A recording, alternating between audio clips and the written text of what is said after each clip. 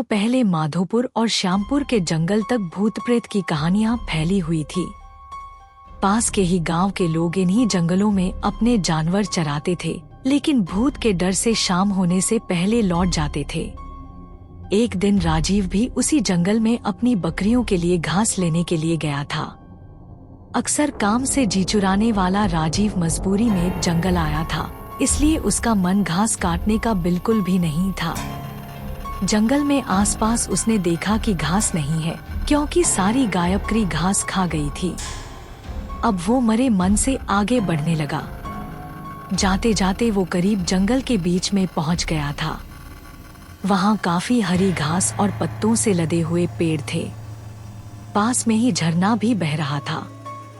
ये सब देखकर राजीव को और आलस आ गया। उसने सोचा कि कुछ देर पत्थरों पर बैठकर आराम कर लेता हूँ। लेटते ही राजीव गहरी नींद में चला गया और सपने देखने लगा। सपने में ही राजीव जंगल का रास्ता भूल गया था और उसने एक अजीब से आदमी को भी देखा।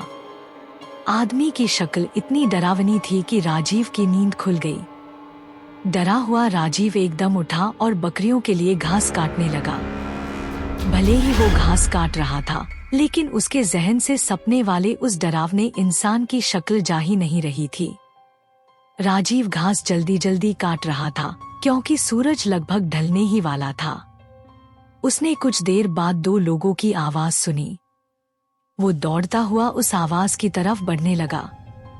उनके पास पहुंचकर राजीव कहने लगा कि मुझे मेरे गांव जाने का रास्ता बता दीजिए। उसकी बात सुनते ही वो दोनों वहां से एकदम गायब हो गए। उन्हें एकदम से गायब होता देख हैरान राजीव बेहोश हो गया। कुछ देर बाद जब राजीव को होश आया, तो उसने अपने सामने वही सपने वाला डरावना आदमी देखा। उसकी आंखें लाल रंग की थी और दांत बाहर को निकले हुए।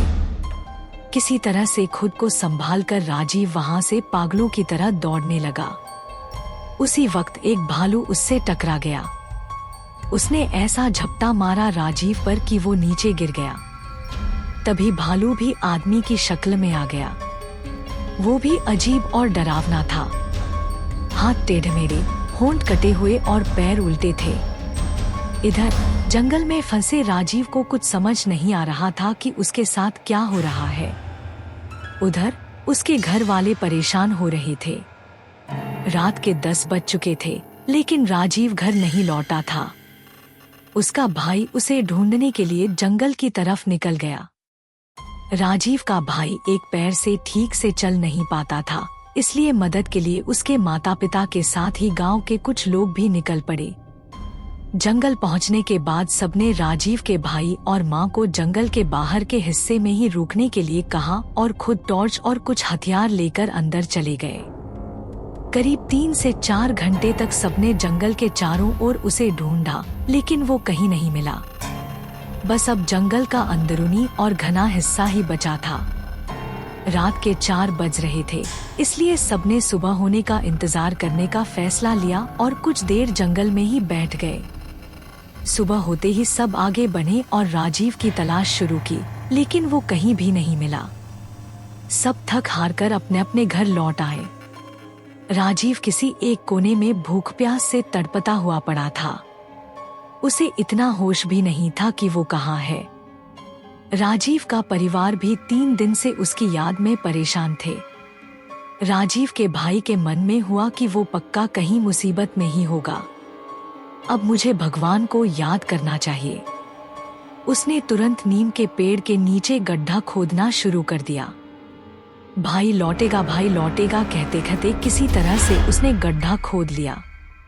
अब रोज सुबह वह उस गड्ढे में जल और दूध चढ़ाता था। उसका मानना था कि उनके देवता उसी नीम के नीचे ही रहते हैं। वो रोज सुबह उसी पेड़ के पास बैठ जाता और उसे कोई भी उठाने के लिए आता तो उसे धक्का मार देता था। नीम के पेड़ के नीचे बैठकर राजीव का भाई बस यही कहता था कि मेरा भाई आएगा, उसे मेरे भगवान लेकर आएंगे। राजीव के न मिलने और उसके बड़े भाई की ऐसी हालत देखकर गांव वालों ने एक भगत को बुलाया। उन्होंने कुछ देर ध्यान लगाकर सबको बताया कि राजीव जिंदा है और वो कल घर आ जाएगा। उसकी मदद करने के लिए खुद भगवान जा रहे हैं। कुछ दिनों बाद राजीव किसी की साइकिल में बैठकर घर सही सलामत लौट कर आ गया। उसका शरीर इतना कमजोर था कि उसे अस्पताल में भर्ती करना पड़ा। करीब 3 बाद उसकी तबीयत ठीक हो गई। अब राजीव के भाई ने पूछा कि तुम्हें क्या हुआ था और किस तरह से तुम बचे। राजीव ने बताया कि उसे जंगल में भूतों ने घेर कर रखा हुआ था। वो ऐसे खतरनाक दिखते थे कि याद करते ही डर लगता है। आवाजें भी अजीब अजीब सी निकालकर मेरे चारों तरफ नाचते रहते थे। मुझे लगता था कि मैं कभी बच नहीं पाऊंगा उन भूतों से, लेकिन भगवान से खुद को बचाने की मिन्नतें भी करता था। तभी ऐसा लगा मानो भगवान ने उसकी पुकार सुन ली हो। उस दिन घोड़े के पैरों की आहट और उसके हिनहिनाने की आवाज आई। सभी भूत ये सुनकर शांत हो गए। घोड़े पर एक आदमी भी सवार था। उसके हाथों में तलवार थी। उसे देखते ही सारे भूत भागने लगे। वो अपनी तलवार से एक एक को मारते हुए आगे बढ़ रहे थे। फिर उस घुड़सवार ने मेरी तरफ देखते हुए कहा कि मैं तुम्हारे लिए ही आया हूँ। अब किसी तरह की चिंता मत करना। सुबह होते ही तुम्हें कोई न कोई लेने आ जाएगा। अभी तुम आराम करो। राजीव ने आगे कहा कि उनकी इतनी बात से ही दिल को सुकून मिल गया था। वहां से सारे भूत भी भाग चुके थे, इसलिए मैं बिना किसी डर के सो गया। सुबह जैसे ही मेरी आंख खुली तो वहां एक साइकिल वाला इंसान था। उसने मेरी तरफ हाथ बढ़ाकर कहा कि तुम्हारा घर कहाँ है बता दो, मैं तुम्हें वहां पहुंचा दूंगा। उसके बाद वो मुझे घर ले आया।